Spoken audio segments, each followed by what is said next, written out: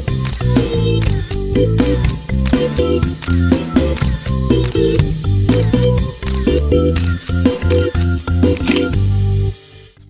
Friends, मेरा नाम है एसएम सिसोदिया। आप देख रहे हैं मेरा चैनल। अस्सलाम वालेकुम दोस्तों। और आज हम बात करने वाले हैं ड्रामा सीरियल इश्क मुर्शिद की 8वीं किस्त और 9वीं किस्त के टीजर के बारे में। काफ़ी मज़ेदार किस्त की शुरुआत कुछ ऐसे मेलोडियस अंदाज में हुई जो कि देखने में मज़ा आया। वहाँ को ड्रिप लगी हुई थी और सॉरी इंजेक्शन लगा हुआ था, वो सो रही थी और पीछे अच्छा बैकग्राउंड में गाना बज रहा था। बात कर लेते हैं बुरी चीज़ों के बारे में। वो दो बंदे, उनकी ओवर एक्टिंग एक जगह थी। वो जो मतलब कि सुकैना और बुआ का जो कॉन्फ्लिक्ट था, वो कह रहे कि तलाक दो, वो भी कह रहे कि तलाक दो। एक्टिंग अच्छी थी।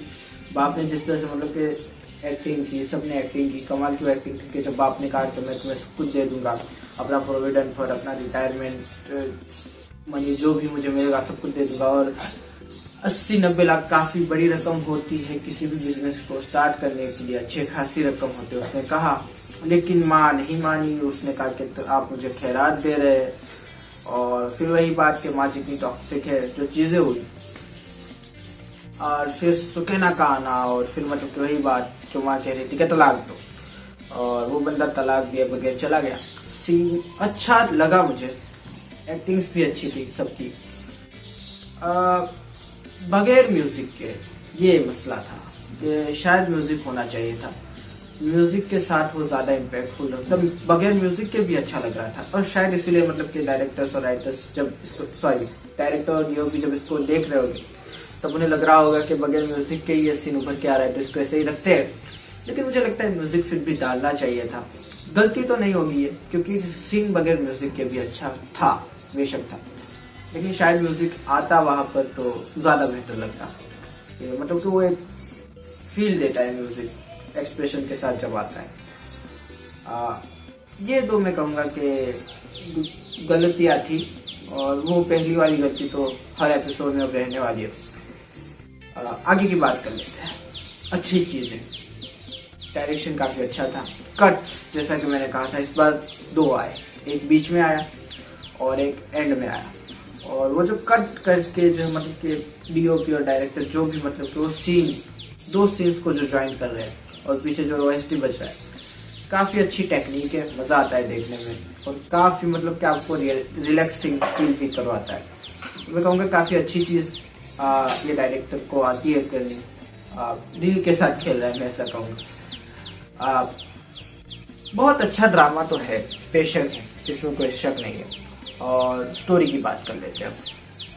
स्टोरी जहाँ तक मैं कहूँ काफ़ी मज़ेदार है। हमने एक बंदे की बात नहीं की जिसकी बात हमें पहले कर लेनी चाहिए थी, शायद अब्बा जान की मतलब कि उनकी एक खुददारी है, उनकी एक ईमानदारी है। और आज वो देखी कि वो किस हद तक जा सकते हैं। बेटी का रिश्ता टूटे तो टूटे, वो अपने उसूलों से पीछे नहीं हटने वाले।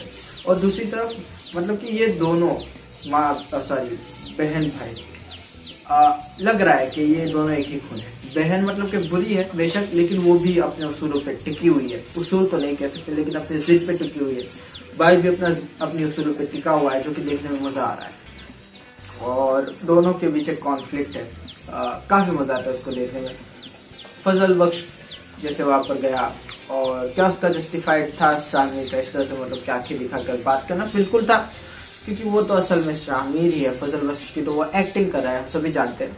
और वो कोई प्रोफेशनल एक्टर नहीं है पिक्चर के अंदर, तो वो बार बार अपने मतलब के कैरेक्टर से स्लिप हो जाइए, कोई मतलब कि मुश्किल बात नहीं हो सकती। ये आम बात ही होनी चाहिए कि जो मतलब के प्रोफेशनल एक्टर भी नहीं है और इस तरह से मतलब कि किसी के घर पे जाके अपना पहलू बन के जो है बातें कर रहा है, अगर उसको कोई टीज करेगा, उसको कोई मतलब कि उसका नाम लेगा, तो वो रिएक्ट कर सकता है। उसने किया कि उसने कहा कि तुझे पता नहीं मैं तेरे साथ क्या करूँगा। पहले तो उसने कहा कि मतलब कि मेरे एक दूर के रिश्तेदार के मतलब कि एमएलए हैं और मैंने उनसे बात की, आपको 17वें ग्रेड की नौकरी मिल जाएगी। एक्सप्रेशन बिल्कुल वही होने चाहिए थे जो कि मतलब कि बुआ और बेटे के थे कि यार मतलब कि तुम खुद एक चपरासी की नौकरी करते हो, तुम मेरे बेटे को 17वें ग्रेड की नौकरी दिलवाओगे, ये कैसे हो सकता है? तो जाहिर सी बात सही थी वो बातें, और जो एक्सप्रेशंस थे वो भी सही थे। बिलाल अब्बास के एक्सप्रेशंस कमाल के थे कि जब वो कहा कि बात करने की तमीज़ नहीं है, इसको तमीज़ सिखाओ, और साला किसको बोला। पहले मतलब कि वो काफ़ी मतलब कि अच्छा मूड स्विंग दिखाया जा रहा था, कभी यूँ कभी यूँ। तो देखने में काफी मजा आता है वो। जिस तरह से बिलाल अब्बास अपना मूड स्विंग कर देते हैं कि देखिए आप मेरी बात समझे, आप क्यों नहीं समझ रही है, मैं जो है ना मैं दिखता नहीं हूँ लेकिन मैं आपके बड़े काम की चीज हूँ। लेकिन फिर मतलब कि उसने कहा कि गुंडे हो, मवाली हो, ये हो वो हो, तो फिर उसने कहा कि तू जानती नहीं है मैं तेरे साथ क्या करने वाला हूँ। और मजा आया वो देखने में। फिर बेटा आया, बेटे को भी यार मेरी बात तो सुनो। बेटे ने कहा बे साले, तो कहा कि साला किसको बोला, तो कहा कि सुकेना के भाई हो ना, तो मैं तुम्हारा मतलब के नड्डो तुम मेरे साला। अच्छा उस वे में तो फिर ठीक है वो काफी अच्छे वो सीन्स थे। जितने भी सीन्स आए शामिर और शिप्रा के काफी मजेदार थे। पहला वो सीन कि जब वो मतलब के फोन करती है और वो कहता है कि क्या हुआ है, इतने मुरझाए हुए क्यों हो। उसे परवाह तो है, यहाँ से हमें पता तो चला। एक्सप्रेशंस बिल्कुल नहीं बदले बेशक और कुछ ज्यादा नहीं, लेकिन उसे जब पता चला कि थप्पड़ पड़ा है तो उसने फोन किया। तो यहाँ से इतना तो मुझे मतलब कि थोड़ा तो उससे परवाह होने लगी। यहाँ से हमें इतना हिंट तो दे दिया है डायरेक्टर्स और राइटर्स ने कि उसे थोड़ी परवाह होने लगी, इसलिए उसने फोन करके पूछा, खैरियत मालूम की, अपने अंदाज में की बेशक, लेकिन खैरियत तो उसने मालूम की। तो हमारे शामिर जो फजल बख्श है उसने भी कहा कि यार तुम तो जानती होगी कि क्या हुआ, तुम्हारे अब्बा जान तुमसे तो कुछ छुपाते नहीं है।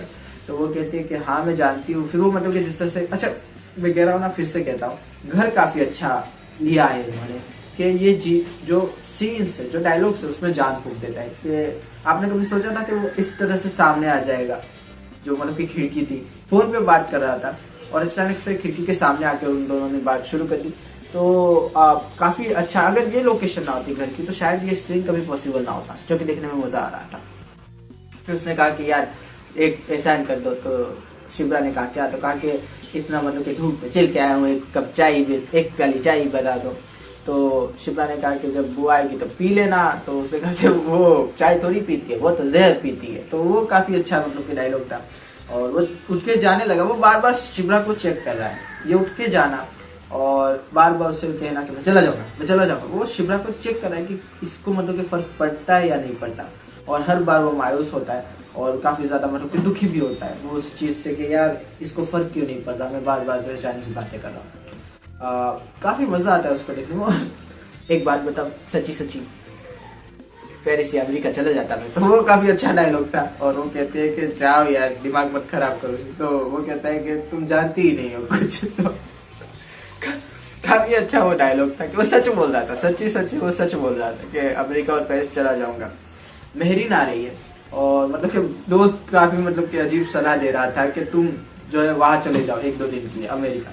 तो उसने कहा कि अमेरिका जाने की क्या जरूरत है, मैं अपने घर चला जाता हूँ ना, तुम कह देना कि मैं अमेरिका से आ जा रहा हूँ, फ्लाइट है मेरी। तो जाहिर सी बात है, सही है कि खर्चा करके अमेरिका जाना खुद बगैर बात का टाइम वेस्ट करना, पैसा वेस्ट करना, इससे अच्छा है कि अपने घर ही चला जाए और कहना कि अमेरिका से आया। लॉजिक मैं कहूँगा, जो दोस्त के पास तो है ही नहीं, तो इसलिए वो कह रहा था कि तो अमेरिका चला जा, बेवकूफ। आगे बढ़ते हैं।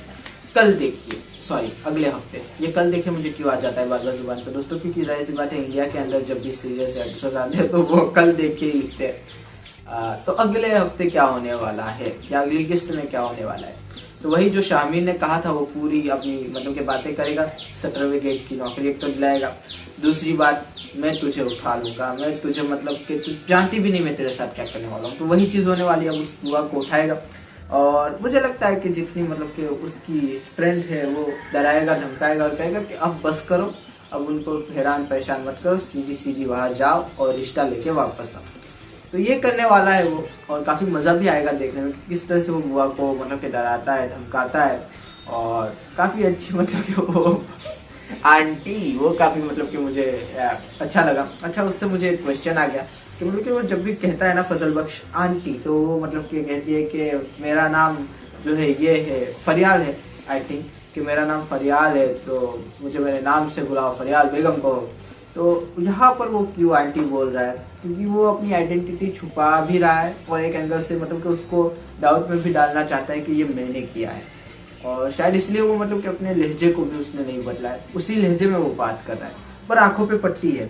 आई थिंक शायद वो हटा भी दे, पट्टी भी हटा दे और उसको कहे कि मैं बड़ा आदमी हूँ और मैं तुम्हारी मदद कर सकता हूँ, लेकिन तुम सुन रही थी इसलिए तुम्हें इस तरह से उठा के लेकर आया हूँ। हो सकता है इस तरह का सीन हो, या फिर वो मतलब कि सिर्फ एक मतलब कि टीज करने के लिए कि उसके दिमाग में रह जाए कि क्या ये फजल बख्श था, क्या फजल बख्श की इतनी वेल्थ है, तो ये भी मतलब कि टीज करने के लिए वो ऐसा करे। तो खैर वो जाने देते, ये कोई इतनी बड़ी बात भी नहीं है। मज़ा आ रहा है देखने में, और बार बार उसका कहना कि मैं चला जाऊँ, और हमारी बेचारी शिब्रा जब तो उसके एक्सप्रेशन कमाल के, नूरे फिशार के एक्सप्रेशन मज़ा आता है उनको देखने में, कि जिस तरह से वो एक्सप्रेशन देती है। यहाँ पर भी देखे दोस्तों कि उसने कहा कि मैं चला जाऊँ, तो कहा कि तो काफ़ी अच्छा वो मतलब कि एक्सप्रेशन था। मज़ा आ रहा है ड्रामा में। काफ़ी कुछ तो नहीं हुआ, लेकिन हाँ धीरे धीरे स्टोरी आगे बढ़ रही है। एक सीन आया मेहरीन का भी, वो क्यों था मुझे समझ में नहीं आया। वो मतलब कि उनका सीन चल रहा था, वही कट लगाया और वो सीन आया, फिर मतलब कि मेहरीन का सीन आ गया। तो मेहरीन का सीन क्यों आ गया, क्या उससे शुरुआत करेगी अगले सीन की? शायद हो सकता है, इसलिए उसका सीन आ सकता है, बाकी वहाँ पर उसका सीन बनता नहीं था। तो आशा करता हूँ आपको ये वीडियो पसंद आया। अगर पसंद आया तो लाइक कीजिए, शेयर कीजिए, सब्सक्राइब कीजिए दोस्तों। ज़्यादा पसंद आया तो कमेंट भी कीजिए। थैंक यू, खुदा हाफिज़, अपना ध्यान रखिएगा। Thank you.